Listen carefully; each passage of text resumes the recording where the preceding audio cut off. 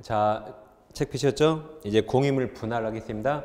우리가 이제 뭐 좋을 때 있고 나쁠 때 있잖아요. 좋아서 공유했거든요. 공임을 분할할 수 있죠. 뭐 싸웠든 아니면 또는 재산을 같이 분할할 목적도 있잖아요. 그래서 분할을 공부하겠습니다. 자, 먼저 공임을 분할할 때는 이제 여기 보세요.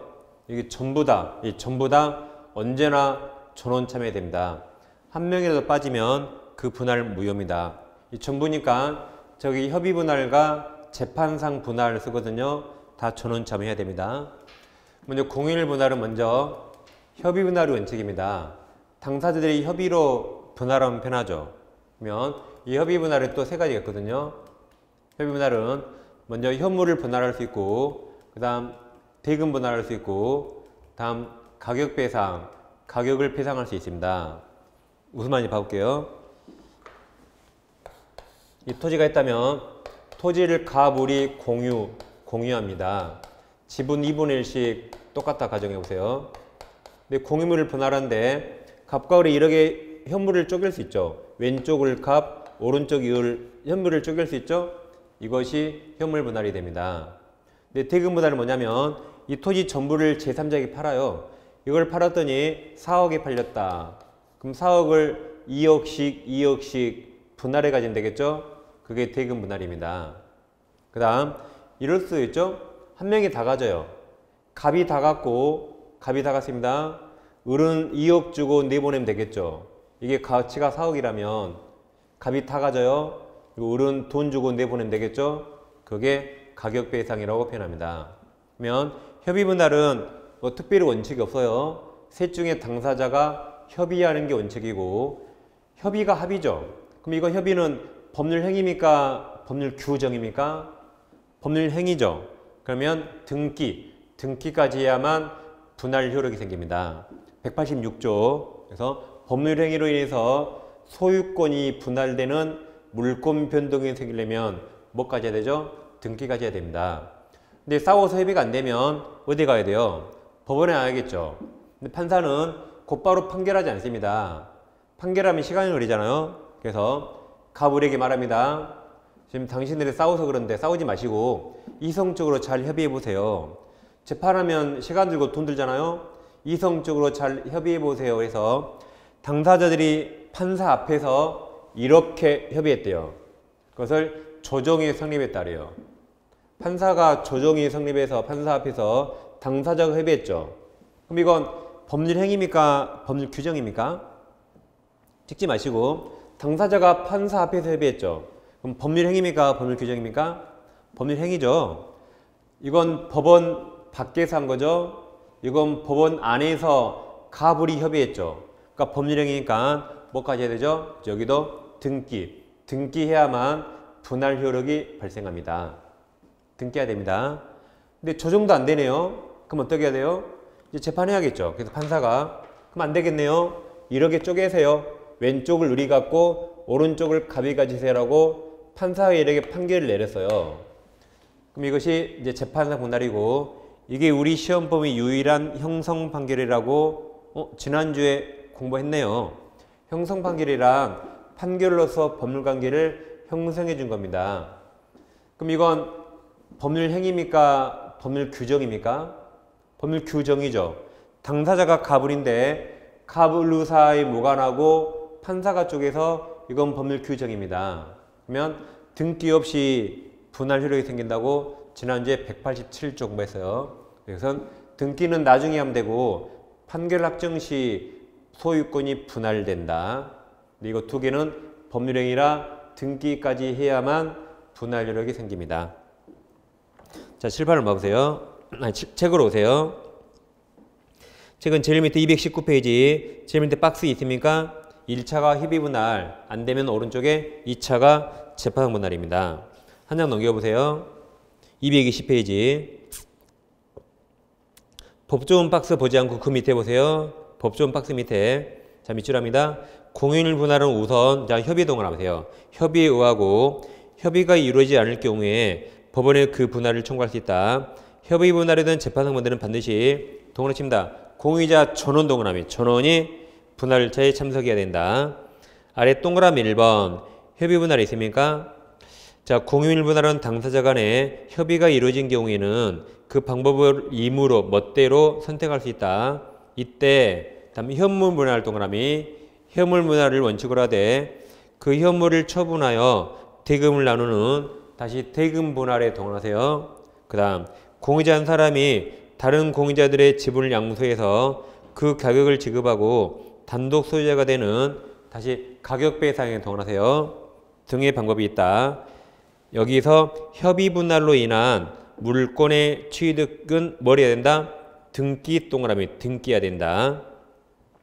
동그라미 2번 재판의한 분할 보세요. 기억 전제 조건 보세요. 분할 방법에 관해서 협의가 성립되지 않은 때에만 공유자는 법원에 분할을 청구할 수 있다. 니은 공유일 분할 소 보세요. 법원의 구체적 자유재량에 의한 분할에는 법률관계 형성을 내용으로 하는 다음 형성 판결 동그라미 그리고 즉 형성의 소이다. 따라서 동그라미 보세요. 판결의 확정 동그라미 여기 판결 확정 시 판결 확정으로 등기 없이도 물권 변동 효과가 발생한다. 그래서 지금 우리 책에는 조정의 성립은 없고 이건 기본소에 나중에 나올 겁니다. 미리 한번 본 겁니다. 다음 오른쪽 페이지 합의나 총유는 나중에 1월 달에 하겠습니다. 오늘은 공유만 정확히 공부하세요. 이제 책을 넘기면 223페이지 오세요.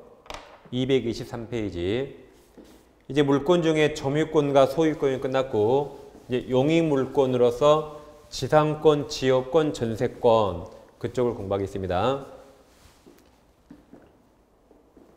이제 용익물권이에요. 자, 먼저 이거 잠깐 확인합니다. 법률행위는 크게 먼저 의사표시 개수에 따라서 크게 두 가지로 나눕니다. 먼저 단독행위와 그리고 계약으로 나눕니다. 자, 의사표시 개수에 따라 나눴죠? 그럼 단독행위는 의사표시 한 개 의사표시로 성립하는 법률행위고 단독행위는 거의 대부분 형성권이랍니다. 예를 들면 우리가 취소 공부했죠? 또는 해제한다 많이 말 들어봤죠? 나중에 공부하거든요. 그럼 이것은 취소권자가 취소한다 그 한마디에 의해서 취소 효과가 형성됩니다. 상대방 동의 필요 없어요. 취소권자가 취소한다 그러면 끝입니다. 상대방 동의 필요 없죠? 그러게 의사표시 한 개만으로 성립하고 바로 법률관계가 형성되는 겁니다. 마찬가지 해제권자가 해지한다 그 한마디로 해제 효과가 형성되는 단독행위입니다. 한번 계약이란 약이 뭐죠? 약속, 약정이죠. 그럼 약속을 혼자 합니까? 둘이 합니까? 둘이 하겠죠. 그래서 계약은 청약의 의사표시와 승낙의 의사표시 몇 개죠? 두 개죠. 두 개의 의사표시가 서로 일치해서 성립하는 법률행위가 계약입니다. 그러니까 여기는 의사표시 한 개죠. 여긴 두 개의 의사표시가 뭐까지 해야 된다? 일치까지 해야만 성립하는 법률행위가 계약이 됩니다. 이 계약이 다시 세 가지로 나눌 수 있는데 먼저 물권계약이 있어요. 이거 물권을 성립시키는 계약이죠.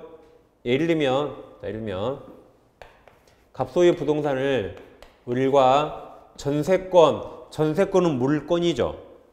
그럼 전세권이 성립하려면 어떻게 하는 거죠? 뭐 예를 들면 우리 먼저 나랑 전세권 설정 계약할래요? 전세금 3억 원에 나랑 전세권 설정 계약할래요? 라고 청약을 해요. 우리 오케이 승낙한다. 그러면 전세권이 물권인데 물권을 성립시키려고 하는 두 개의 의사표시가 서로 합치했죠. 그러면 전세권 설정 계약이 성립한다. 또 저당권이라면 갑이 을에게 대출받아요. 그러면 이 부동산에 관해서 내 앞으로 저당권 설정할래요? 청약. 을이 오케이 승낙하면 이것도 청약과 승낙에 합치해서 저당권 물권이라는 물권이 성립하는 합의했죠. 그것을 물권계약이랍니다. 그 다음 채권계약이 있는데 이건 이제 매매나 임대차 생각하면 되죠. 매매 임대차. 우리 그래요. 네 부동산 3억에 팔래? 먼저 한 게 청약이에요. 그래 팔게 하면 매매가 성립하죠. 매매. 그 다음 네 아파트 보증금 3억원에 임대차 할래? 그래 할게. 이런 게 다 채권계약. 다음 가족보상계약도 있죠.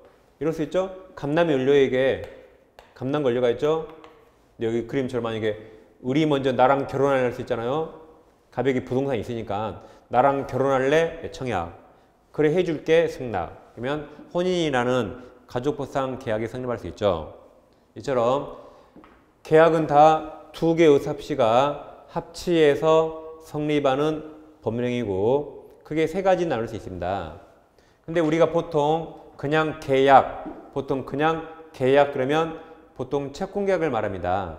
근데 이렇게 크게 세 가지 있다. 이걸 기초 개념으로 보면 되겠습니다.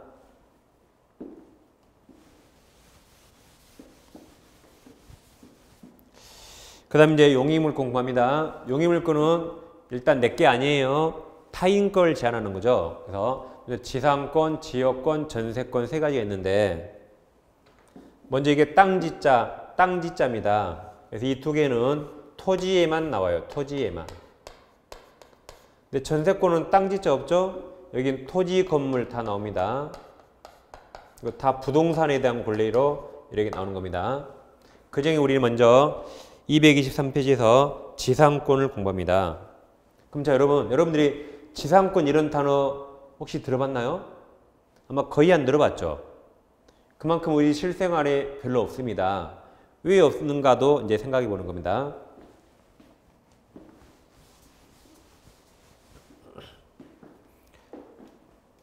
자, 이제 지상 공부합니다. 자, 여기 갑소유 토지가 있어요. 갑소유 토지를 을이 빌려서 사용하고 싶다.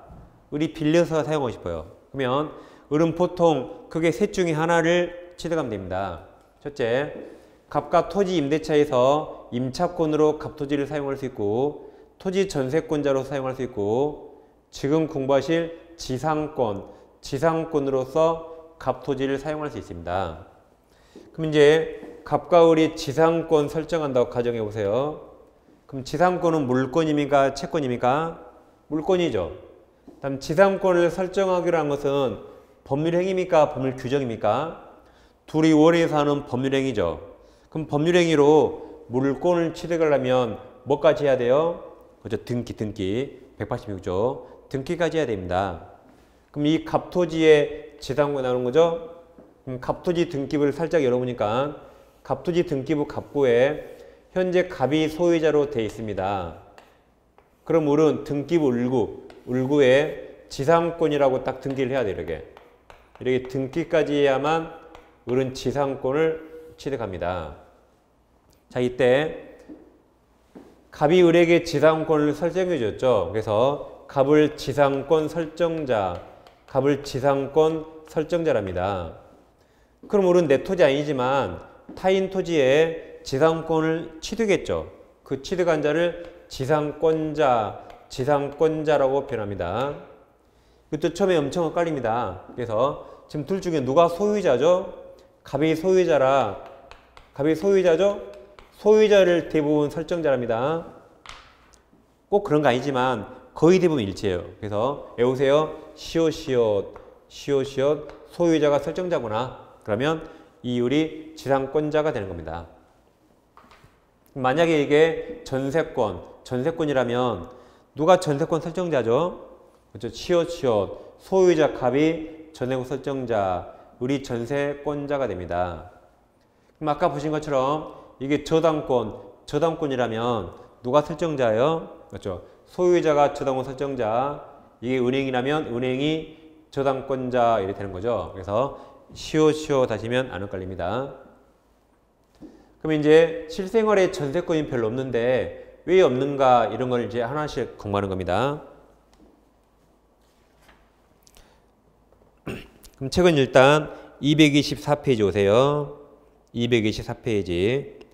먼저 01번 개념과 성립을 먼저 보겠습니다. 박스 밑에 1번 개념만 보세요.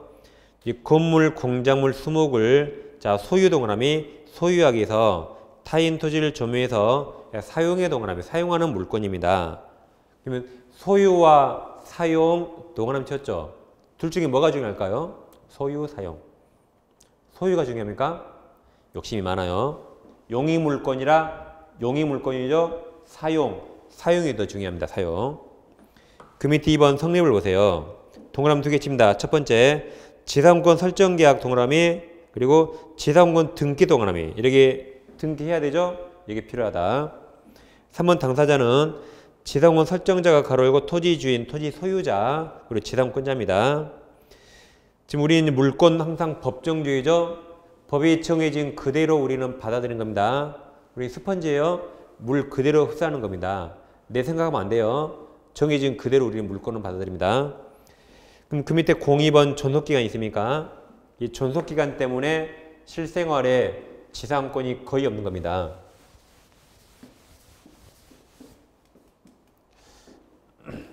자, 이제 제가 용익권 그랬죠?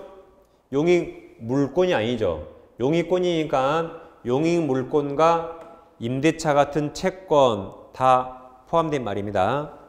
그럼 어떤 용익권은 최단 존속기간이 있는 게 있고 어떤 것은 최장 존속기간이 있는 게 있어요. 다 서로 다릅니다. 그리고 잘 안 외워져요. 그러니까 외우려고 뭐 시도하지 마세요. 예, 공부할수록 헷갈립니다. 먼저 최단 존속기간이란 최소 몇 년 이상 하라 이 말이에요. 최단기간을 제한하죠. 최소 몇 년 이상이고 그럼 반면 최장이란 최대 몇 년 이하로 하라 이 말이죠. 이렇게 용익권마다 다 다릅니다. 그러면 지금 공부하실 지상권은 최단 존속기간이 있는데 최장 존속기간은 없습니다. 즉 연구 가능해요. 몇백 년 설정할 수 있어. 최장 기간 없어요. 근데 최단 기간이 보장됩니다. 그래서 이제 보시겠지만 30년, 15년, 5년짜리 이상으로 하라는 최단 기간이 있습니다. 이것 때문에 실생활에 지상권이 거의 없는 겁니다. 자, 확인해 볼게요. 책으로 오세요. 224페이지 하단에 법조문체 280조 있습니까? 자, 1항 계약으로 지상권의 존속기간을 정하는 경우에는 그 기간은 다음 연한보다 단축하지 못한다. 즉 최소 몇 년 이상 하란 말이죠. 1호 보세요. 자, 밑줄 하지 마세요. 눈으로 보세요. 석조, 석교조, 연화조 이런 말 지금 안 쓰죠? 이거 1960년에 만든 말이에요. 안 씁니다. 그 다음 또는 이와 유사한 이제부터 밑줄. 자, 밑줄. 견고한 건물이나 수목 소유를 목적으로 할 때는 몇 년? 30년. 그러니까 견고한 건물, 철근 콘크리트나 수목을 소유할 목적으로 토지를 빌려요. 그럼 최소 몇 년? 최소 30년. 그러니까 아까처럼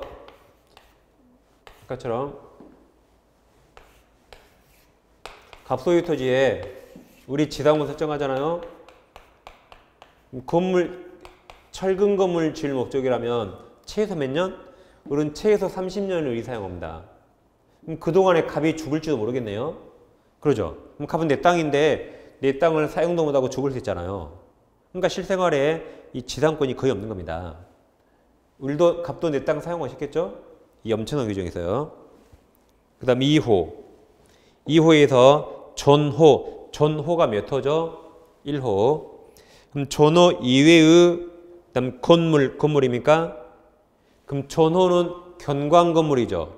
그럼 여기서 존호 이외의 건물이란 견고하지 않은 건물이에요. 견고하지 않은 건물입니다.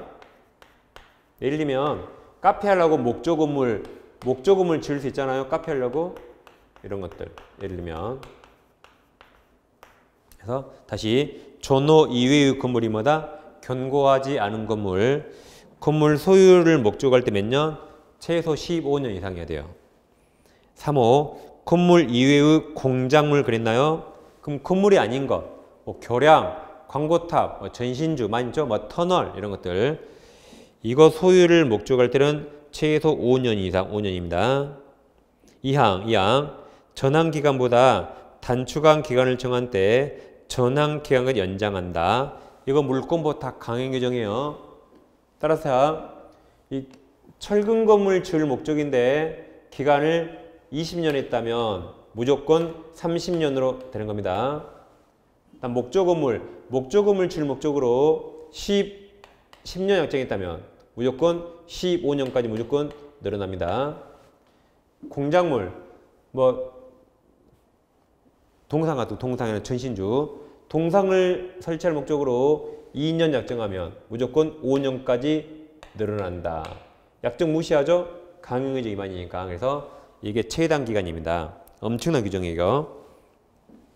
그럼 281조 보세요. 자, 제목 보세요. 존속기간을 약정하지 아니한 지상권 그랬죠. 그럼 자, 제목에서 그럼 지상권은 꼭 기간을 정해야 됩니까? 제목에서 지상권은 꼭 기간을 정해야 돼요? 안 정해도 되죠. 그래서 오늘 하나 외웁니다. 오늘 하나 외워요. 이제부터 민법에서 뭐뭇은 기간을 정해야 한다 나오면 무조건 틀린 겁니다. 이제부터 민법에서 뭐뭇은 기간을 정해야 한다면 무조건 틀린 거예요. 무조건. 이런 거 외우는 게 객관식 시험 준비예요. 그러니까 객관식은 그냥 문제 나온 지문이 옳고 그름 판단하면 되죠. 주관식이 아니에요. 주관식은 내가 여기서 다 멋있게 써야 되거든요. 객관식 시험 준비는 약간 좀 더티예요. 더티. 이런 거 딱 하나 외우는 게 객관식 시험 준비예요. 이거 안 외우면 꼭 뭔가 기간을 정해야 할 것 같잖아요. 그래서 외웁니다. 기간 정해야 한다. 무조건 틀렸다. 그래서 지상권 기간 정해야 한다. 틀립니다. 주택임대차 기간 정해야 한다. 틀려요. 안 정했을 때 어떻게 할까? 지금 보신 것처럼 법이 다 마련되어 있어요. 법이 마련되어 있습니다. 그럼 281조 보세요. 281조 1항 계약으로 지상권의 존속기간을 정하지 아니한 때는 그 기간은 존조가 몇 조죠? 280조에 최단 존속기간으로 한다. 그러니까 보세요. 둘이 철근 건물 지을 목적인데 기간을 안 정했다. 그러면 30년을 한다. 목조건물 지을 목적인데 기간을 안 정하면 15년 한다. 광고탑 지을 목적인데 기간을 안 정하면 몇 년? 5년으로 한다. 그러니까 1항은 지상물 종류는 정했어요. 지상물 종류를 정했는데 기간을 안 정하면 존조로 간단 말입니다. 다음 2항과 비교합니다. 2항은 지상물 종류조차 안 정했어요. 2항. 그러면 중간짜리로 봅니다. 자, 2항. 지상권 설정 당시에 공작물이 공작물 종류와 구조를 정하지 아니한 때 지상권은 존조 제2호 건물이 견고하지 않은 건물 2호 건물 소유를 목적하는 것 가로열고 15년으로 본다. 그럼 정리합니다. 281조 1항은 공작물, 지상물 종류는 정했거든요. 근데 기간을 정하지 않으면 존조 280조로 간다 했습니다. 2항은 지상물조차 정하지 않았어요. 그때는 존조 제2호 몇 년? 15년짜리로 간다. 그러니까 철근 건물 지을 목적인데 안 정하면 30년. 목조건물 지을 목적인데 안 정하면 15년이에요. 근데 뭐 할지도 정하지 않았다면 중간짜리 15년. 그러게 1항과 2항이 이게 다릅니다. 이게.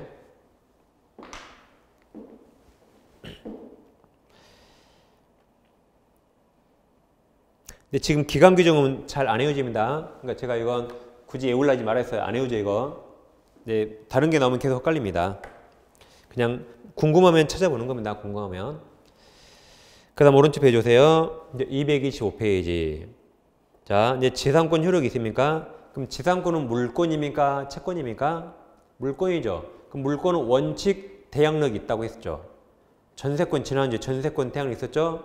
그리고 우리 제일 첫째 주에 전세권도 대항력이 딱 있습니다. 그 물권은 원칙 대항력이 있고 채권은 원칙 대항력 없다고 했었죠. 아니 지난주가 아니라 오늘 첫 시간에 했네. 오늘 첫 시간에 했었죠. 그죠? 또 안 돌려봐 이제 시간이 걸립니다.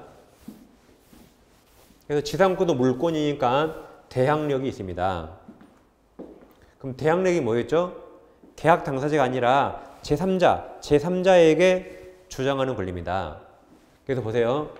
이게 시험에 제일 잘 나오는데 갑소유 토지에 지상권자 을이 나옵니다. 그럼 이건 물권이죠, 물권. 근데 이 상태에서 소유자가 병으로 바뀌어요. 병이 매매로 소유권을 취득합니다. 그럼 시간선으로 갑부동산에 을이 지상권 취득했는데 소유자가 병으로 바뀐 거죠. 그럼 잘 보세요. 그럼 을은 누구랑 지상권 계약했죠? 갑과 했죠. 병 간 적 있나요? 병과 계약한 적 없죠. 그래도 이건 물권이라 대항력이 있기 때문에 갑과 맺은 계약을 제3자 누구에게나 주장할 수 있습니다. 그래서 토지 매수인 또는 양수인은 지상권 부담을 아는 토지를 사게 된 거예요. 그럼 이게 30년이라면 을은 30년간 안 쫓겨납니다. 따라서 병은 내가 소유자지만 내 토지 돌려달라고 인도 청구할 수 없어요. 왜 그래요? 을은 대항력이 있기 때문에. 그래서 30년 부담을 아는 토지를 사게 된 것이고 내 땅 돌려달라고 청구할 수 없다. 이게 대항력입니다. 다시 대항력이란 을은 누구랑 계약했죠? 갑과 계약했죠. 갑에게 주장할 수 있죠. 그건 대항력이 아니에요. 계약 당사자니까 당연히 계약 내용을 주장할 수 있습니다. 대항력이란 을은 병과 계약한 적 없지만 이 계약 내용을 당사자가 아닌 제3자에게 주장하는 권리고 물권은 원래 대항력이 있고 채권은 원래 없다 했습니다. 그럼 책에 1번 토지 사용권 있습니까? 자, 1번 사용권.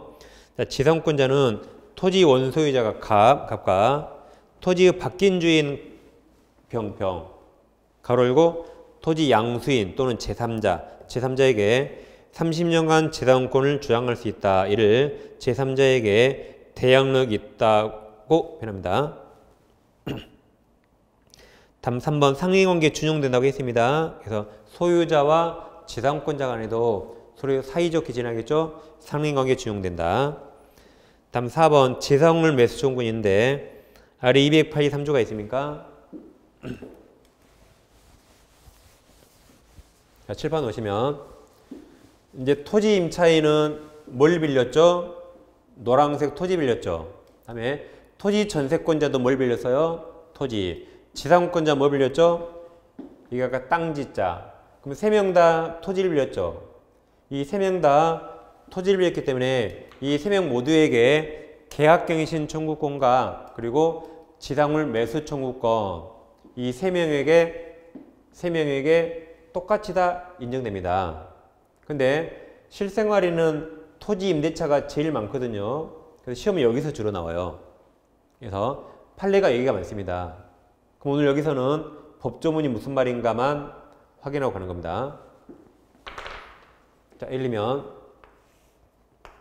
갑소유 토지가 있는데 이 토지를 을이라는 사람이 저기처럼 토지 임대차거나 또는 토지 전세권을 설정하거나 또는 지금 공부하신 것처럼 지상권을 설정했다 가정해 보세요.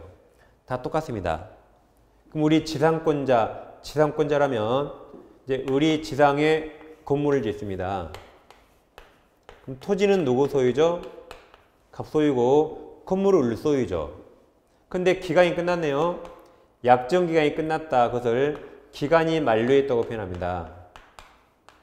그러면 을은 제일 처음에 건물이 없는 나대지를 빌렸기 때문에 원칙적으로 건물을 철거하고 나대지로 갑에게 돌려줘야겠죠. 그게 원칙입니다. 근데 예외적으로 이거 철거하기 너무 아깝네요. 건물이 멀쩡히 현존합니다. 그럼 철거가 아깝죠. 그때는 을은 갑에게 이런 거 한 번 더 합시다 라고 청구할 수 있어요. 한 번 더 한다를 갱신한다. 그래서 이런 거 한 번 더 하자고 갱신하자고 청구할 수 있습니다. 그럼 이제 갑이 선택합니다. 갑이 승낙하면 한 번 더 하면 돼요. 근데 갑이 노 거절하네요. 갑이 거절합니다. 야, 나도 내 땅 좀 사용해보자. 거절하죠? 그럼 엄청난 권리가 발생합니다. 그럼 우리는 내 건물 너가 사라고 청구할 수 있어요. 우리는 내 건물 너가 사가 매수해. 내 건물 매수해. 매수하라고 청구할 수 있습니다. 이때는 갑은 거절을 못해요. 무조건 사야 됩니다. 바로 매매계약이 형성된다. 무조건 사야 됩니다. 이 엄청난 권리가 토지 빌린 사람 3명, 토지 임차인, 토지 전세권자, 지상권자에게 있습니다. 그래서 갑은 무조건 사야 됩니다. 그리고 강행규정이에요. 강행규정. 그래서 이걸 포기하는 약정 무효입니다. 무효. 이 규정을 보는 겁니다. 법조문 283조 자 1항 지상권이 소멸한 경우에 건물기타 공작물 수목이 현존한 때 지상권자는 계약갱신을 청구할 수 있다. 2항 지상권 설정자가 누구라고요? 소유자 갑이죠. 설정자가 소유자 갑. 설정자가 계약갱신을 원하지 아니한 때 지상권자는 상당한 가액으로 전항이 1항이죠. 1항의 공작물이나 수목, 여기 같은 공작물, 여기 같은 건물 같은 거, 건물이나 공작물 수목을 매수를 청구할 수 있다. 그러면 무조건 사야 됩니다. 바로 매매계약이 형성된다. 형성권입니다. 226페이지 잠깐 봐보세요. 자, 상단에 5번 처분권이라고 있는데 아래 282조가 있습니까? 이것도 이제 시험에 잘 나온 편인데 자, 7번 봐보세요. 우리 이제 지난주에 지상권은 물권이라 양도 가능하다 했습니다. 물권은 양도할 수 있어요. 그럼 전세권도 물권이라 자유롭게 양도할 수 있다. 이 공통점인데 근데 만약에 양도하지 말자고 특약 약정할 수 있죠. 양도하지 말자고 약정 특약할 수 있죠. 그럼 지상권은 그 약정 무효라 지상권은 무조건 양도할 수 있다. 이 약정 하더라도 약정이 효력이 없죠. 그래서 지상권은 절대적으로 양도할 수 있습니다. 근데 전세권은 양도금지 약정이 유효해요. 그래서 양도하지 말자고 특약하면 그때는 양도 못합니다. 이 차이가 시험에 나오는 겁니다. 그러니까 항상 지상권은 전세권과 비교해서 이제 공부할 겁니다. 그럼 법조문을 확인해 볼게요. 항상 물권은 법에 정해진 대로. 자, 226페이지. 상단에 282조 보세요. 자, 지상권자는 타인에게 그 권리를 양도 동그라미 씁니다. 양도, 매매.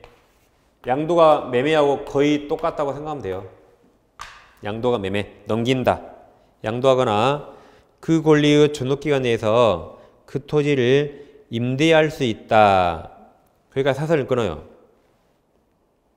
여기는 뭐 그냥 양도할 수 있다고 끝났죠? 또 임대할 수 있죠. 뭐 그러나 그런 단서 없어요.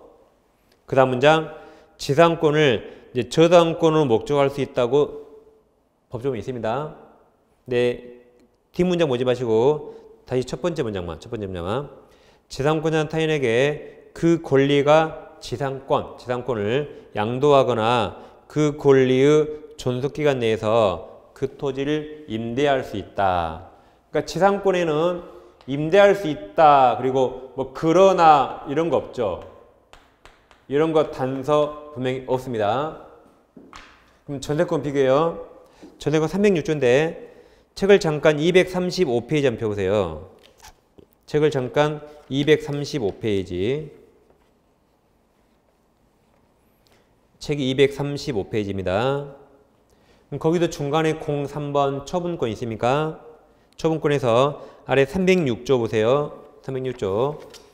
자, 전세권자는 전세권을 타인에게 양도 또는 담보로 제공할 수 있고 그 존속기간 내에서 그 목적물을 타인에게 전전세 또는 임대할 수 있다.